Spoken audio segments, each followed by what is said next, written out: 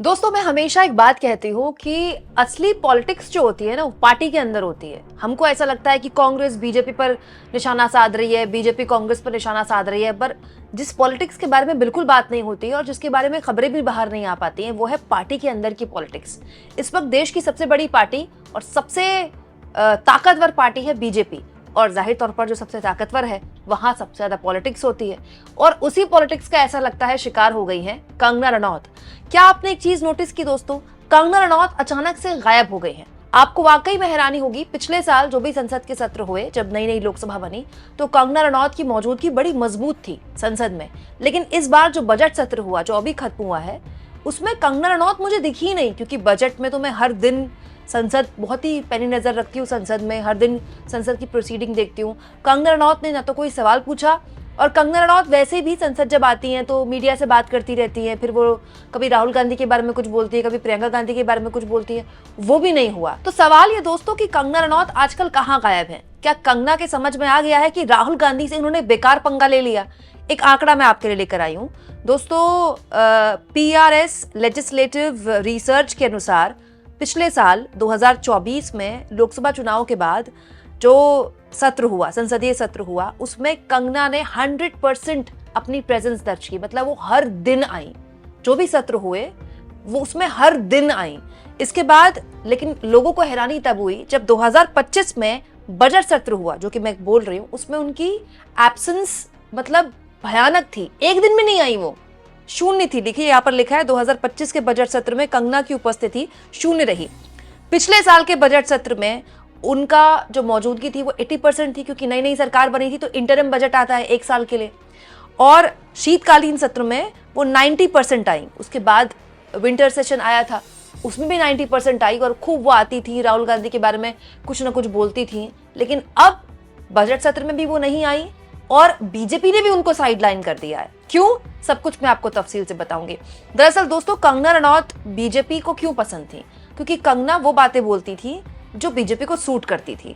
अब जैसे बीजेपी में उस नेता का कद बहुत जल्दी पड़ जाता है जो गांधी परिवार के लोगों को निशाने पर लेता है, और कंगना रनौत ने तो पिछले लोकसभा सत्र में जब पहली बार जब नई नई लोकसभा बनी और जब लोकसभा सत्र शुरू हुआ, सबका शपथ ग्रहण हुआ और नेता प्रतिपक्ष के तौर पर राहुल गांधी ने अपना पहला भाषण दिया, तो उसकी आलोचना करते हुए राहुल गांधी को ड्रग एडिक्ट कह दिया था कंगना रनौत ने। कंगना रनौत का देखिए लंबा चौड़ा ट्वीट था राहुल गांधी को लेकर। उन्होंने कहा था, विपक्ष के नेता के तौर पर अपने पहले भाषण में राहुल गांधी जी ने जो तमाम गैर जिम्मेदाराना बयान दिए, इसके अलावा उन्होंने ये भी कहा कि वे राहुल नहीं बल्कि वे दो हैं, एक अब संविधान के लिए जिएगा और दूसरे को उन्होंने मार डाला।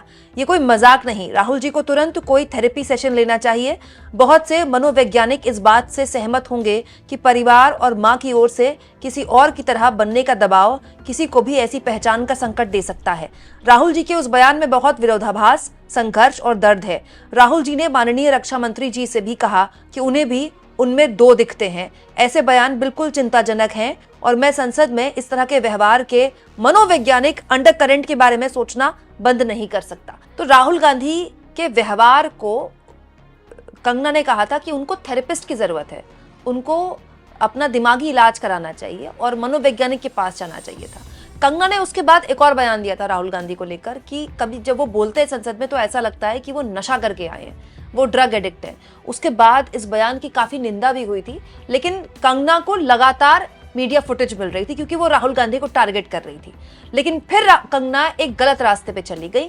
कंगना ने बीच हरियाणा के चुनाव में 2 बयान दिए, जिसके बाद उनको बाद में माफी मांगनी पड़ी। पहला बयान उन्होंने दिया किसान आंदोलन पर, जब उन्होंने कहा कि वहां लाशें लटकी थी, याद है आपको। उसके बाद दूसरा बयान उन्होंने दे दिया था जो बहुत ही सनसनीखेज बयान था कि जो किसान कानून लाई थी मोदी सरकार, वो बहुत ही अच्छे कानून थे और उनकी दिली इच्छा है कि वो कानून दोबारा से लाए सरकार। और सरकार नई नई बनी थी। अब सरकार जब नई नई बनी थी तो एक इनसिक्योरिटी किसानों के बीच थी, क्योंकि पंजाब में कोई बहुत अच्छा परफॉर्मेंस तो बीजेपी ने किया नहीं था, एक भी सीट नहीं मिली पंजाब में, और पंजाब का सेंटिमेंट बीजेपी को लेकर वैसे भी बहुत नेगेटिव है। सिख सेंटिमेंट को अपनी तरफ लाने के लिए मोदी लगातार प्रयास कर रहे थे, और कंगना ने बीच हरियाणा के चुनाव में इतना भयानक बयान दे दिया जिसके बाद कंगना को माफी मांगनी पड़ी। अपना बयान वापस लेना पड़ा और अंत में उनको जेपी नड्डा ने बुलाकर अच्छी खासी डांट डपट भी लगाई थी। उसके बाद से दोस्तों कंगना रनौत का ग्राफ अगर आप देखें तो लगातार नीचे जा रहा है। आप एक चीज नोटिस कीजिए, अभी एक छावा फिल्म रिलीज हुई है विकी कौशल की, बहुत शानदार फिल्म है। उसका कल प्रधानमंत्री मोदी ने उसको एक तरह से इंडोर्स किया, उसकी तारीफ की। मतलब प्रधानमंत्री विकी कौशल की फिल्म की तारीफ कर रहे हैं, लेकिन प्रधानमंत्री ने एक बार भी इमरजेंसी की तारीफ की? पूरी की पूरी इमरजेंसी फिल्म बना दी इंदिरा गांधी के खिलाफ, नेहरू गांधी परिवार के खिलाफ। कंगना ने खुद दिवालिया हो गई, अपना दफ्तर बेच दिया, अपनी ज्वेलरी तक उनको गिरवी रखनी पड़ी, लेकिन ना तो पीएम ने उसकी तारीफ की, ना तो गृहमंत्री ने वो फिल्म देखी, ना ही बीजेपी के नेताओं को फिल्म दिखाई गई। और तो और बीजेपी की सांसद की ये फिल्म थी, लेकिन किसी भी राज्य में इसको टैक्स फ्री नहीं किया गया। कितनी अजीब बात है ना। नहीं तो केरला फाइल्स हो, कश्मीर फाइल्स हो, या फिर साबरमती फाइल जैसी फिल्में हो, इस तरह की फिल्मों को टैक्स फ्री किया जाता है और बीजेपी के वाले इसको इंडोर्स करते हैं। लेकिन कंगना ने पूरी फिल्म बना दी नेहरू गांधी परिवार के खिलाफ, लेकिन किसी ने उसको इंडोर्स नहीं किया। कंगना साइडलाइन हो गई। अब हालत ये हो गई है दोस्तों कि कंगना संसद भी नहीं आ रही हैं। दोस्तों कहने वाले तो ये भी कहते हैं कि कंगना को पहली निराशा तब हुई जब उन्हें मोदी कैबिनेट में जगह नहीं मिली। जब भी कंगना को सांसद बनने के लिए कहा जाता है कि देखिए बीजेपी ने उनको टिकट दे दिया, तो कंगना अपने इंटरव्यूज में कहती है कि उनके लिए टिकट मिलना कौन सी बड़ी बात थी, वो बीजेपी से क्या किसी भी पार्टी से टिकट ले सकती थी, वो इतनी बड़ी सेलिब्रिटी थी। भाई चुनाव के प्रचार के दौरान तो उन्होंने अपना कंपैरिजन अमिताभ बच्चन से कर दिया था कि वो अमिताभ बच्चन के बाद उन्हीं का नाम आता है बॉलीवुड में। तो कंगना के हिसाब से टिकट मिलना कोई बड़ी बात नहीं थी। कंगना ये उम्मीद लगाई थी कि टिकट जब उनको मिल गया, और वो जीत भी गई हैं, एक बहुत ही मुश्किल सीट वो जीती थी। बेसिकली जो मंडी सीट है वो कांग्रेस का गढ़ मानी जाती है, लेकिन वो सीट उन्होंने जीती और बड़े मार्जिन से जीती, बहुत बड़ी जीत उन्होंने दर्ज की। लेकिन बाद में कंगना इस उम्मीद में थी कि उनको केंद्रीय कैबिनेट में जगह मिलेगी, वो मिली नहीं। उसके बाद एक और चीज कंगना के साथ हो गई, उनका जो बॉक्स ऑफिस परफॉर्मेंस है वो लगातार गिर रहा है। मतलब आप देखिए 10 साल से कंगना लगातार बैक टू बैक फ्लॉप फिल्में दे रही है। मतलब जो अपने ऑडियंस को थिएटर तक नहीं पहुंचा पा रही है, उसके लिए राजनीति एक बहुत ही इंपॉर्टेंट करियर बन जाना चाहिए था, क्योंकि कंगना रनौत अब राजनीति अगर ठीक से करे तो राजनीति में उनका करियर सफलता से चल सकता है। लेकिन कंगना ने दूसरा रास्ता चुन लिया। दोस्तों जब संसद का सत्र चल रहा था तो कंगना अपनी फिल्म इमरजेंसी प्रमोट कर रही थी, और जब सत्र खत्म हुआ तो कंगना ने अपने बचपन का सपना पूरा करने के लिए अपने जो राज्य हिमाचल, वहां एक रेस्टोरेंट खोल दिया। कंगना आजकल अपने रेस्टोरेंट के बारे में बात कर रही हैं। मतलब कंगना जैसी शख्स जो कि जानी ही इसलिए जाती हैं कि वो विवादित बयान देती हैं, कुछ ना कुछ ऐसा बोलती हैं जिसके बाद वो सुर्खियों में रहती हैं, आजकल वो शांत हैं, वो गायब है, वो कुछ भी नहीं बोल रही हैं। ये इस बात का प्रमाण है कि कंगना को उनकी अपनी पार्टी ने साइडलाइन कर दिया है। अब कंगना के पास क्या विकल्प बचता है, क्योंकि कंगना इकलौती एक्टर तो है नहीं जो रेस्टोरेंट खोल रही हैं। बहुत बड़े बड़े एक्टर्स हैं जिनके होटल्स, मॉल्स, रेस्टोरेंट्स चल रहे हैं, आज से नहीं चल रहे हैं, बहुत पहले से चल रहे हैं। बॉलीवुड वाले केवल फिल्मों से पैसा नहीं कमाते, अलग अलग इन्वेस्टमेंट्स होती हैं। कई बॉलीवुड स्टार्स के तो बड़े बड़े इन्वेस्टमेंट रियल एस्टेट में हैं, कईयों की अपनी कंपनियां हैं। कटरीना कैफ की अपनी के ब्यूटी है, दीपिका पादुकोण की अपनी कंपनी है। तो रेस्टोरेंट खोल के कोई तोप नहीं मार लिया, कोई तीर नहीं मार लिया कंगना रनौत ने। ये अच्छी बात है कि उनका बचपन का सपना है, लेकिन एक राजनेता के तौर पर कंगना रनौत कहाँ हैं, वो गायब हैं। अब हालत ये हो गई कि कंगना रनौत पीएम मोदी से मिलना चाहती हैं। संसद में जाने से पहले, सांसद बनने से पहले भी वो मिलना चाहती थी, उनसे मीटिंग हो जाए उनकी। सांसद बनने के बाद भी वो मिलना चाहती थी, लेकिन उनकी मुलाकात नहीं हुई। दी लल्लन टॉप को एक इंटरव्यू में भी उन्होंने बताया कि उनको आज तक मोदी जी से मुलाकात का वक्त ही नहीं मिला। और मोदी जी किनसे मिल गए? दिलजीत दोसांझ से।